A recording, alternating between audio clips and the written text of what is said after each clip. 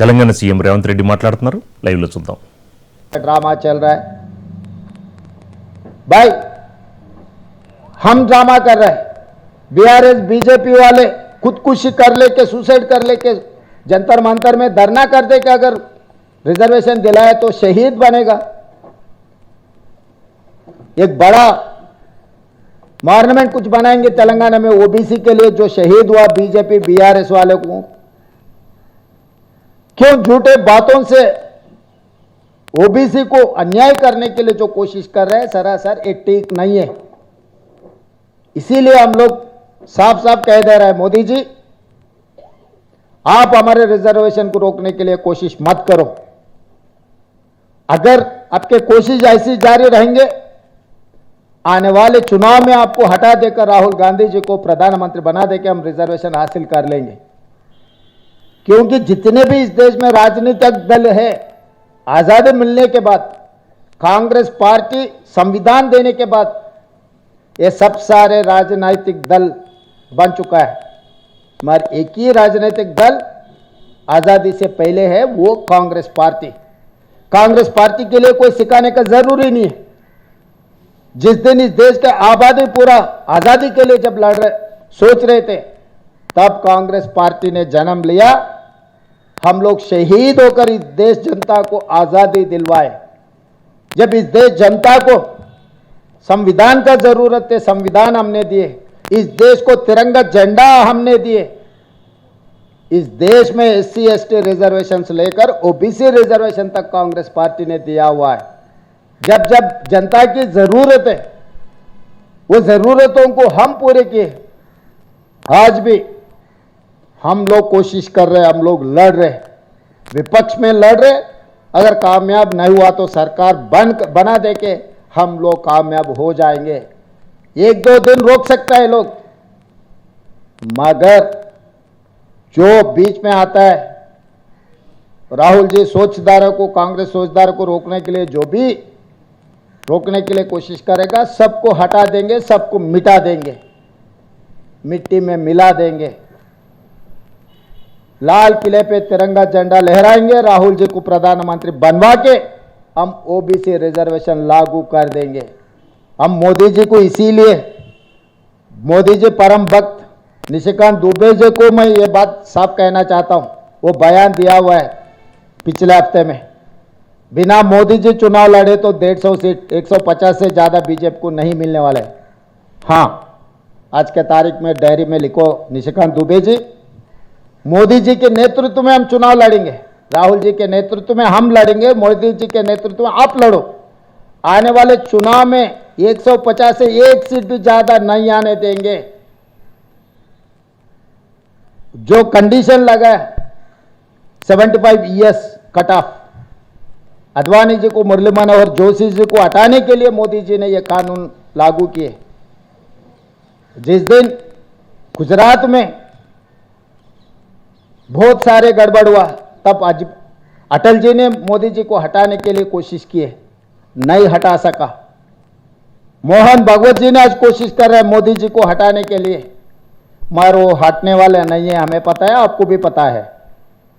मगर राहुल गांधी जी के नेतृत्व में कांग्रेस पार्टी मोदी जी को हटा देंगे, कुर्सी से उतारेंगे, लाल किले पे तिरंगा झंडा लहराएंगे। आज नहीं है तो कल ओबीसी के लिए हम लोग खुद कानून बनाएंगे।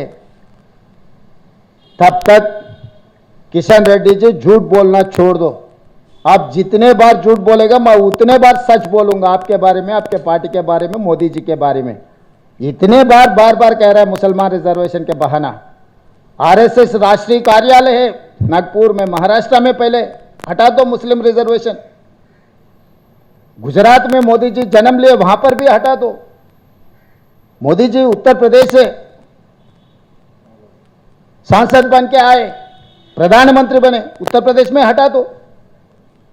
ये 3 राज्यों में आप हटा के तेलंगाना राज्य को आप सुझाव दो। बहानों से सरकार नहीं चलने वाले, बहानों से आप बचने वाले नहीं है। तेलंगाना 4 करोड़ जनता बहुत होशियार है, आपसे भी ज्यादा। इस देश को चला है तेलंगाना का धरती पुत्र पीवी नरसिंह राव ने।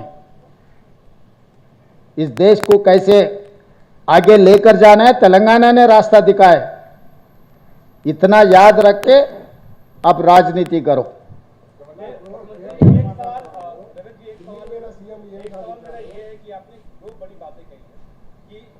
तेलंगाना की लड़ाई ओबीसी को के मद्देनजर दिल्ली पहुंची, जंतर मंतर में तमाम अपने नेताओं के साथ, इंडिया गठबंधन के नेताओं के साथ, अपने सांसदों के साथ सभा की। आपने ये भी कहा कि राष्ट्रपति और प्रधानमंत्री आपको अपॉइंटमेंट नहीं दे रहे, ओबीसी को लेके आप अधिक हैं, लागू करवा के रहेंगे। बड़ी मुश्किल हो रही है, कैसे लागू करवा के रहेंगे, क्योंकि सरकार तो भारतीय जनता पार्टी की है। पहला सवाल।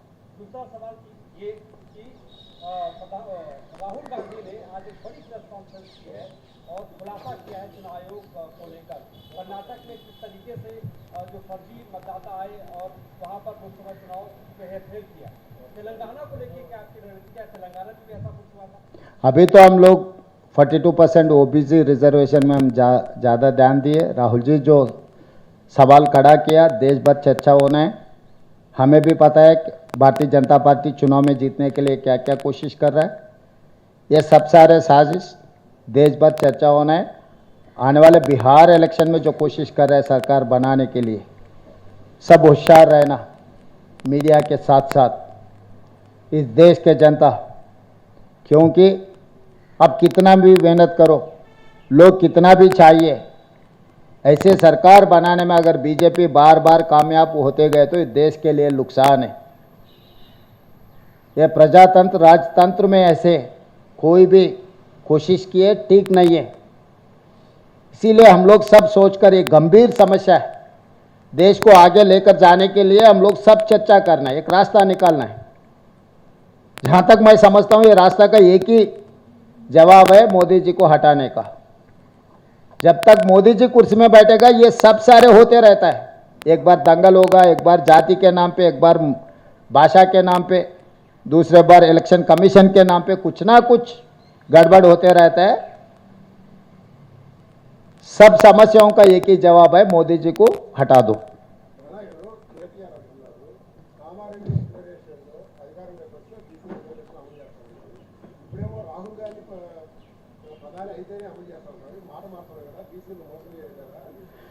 ఇక ఆయన పిచ్చి, ఆయన ఏ మాటలు మాట్లాడుతాడో ఆయనకే తెలియదు. ఇప్పుడు ఢిల్లీకి ఎందుకు వచ్చినాము? మేము పంపించిన బిల్లులను ఆమోదించకుండా గవర్నర్ గారు రాష్ట్రపతి దగ్గరకు పంపించాడు. ఎన్నికల ప్రక్రియ, ప్రభుత్వ పరిపాలన అనేది అవగాహన ఉంటే ఎవరు ఇట్లాంటి పిచ్చి మాటలు మాట్లాడరు.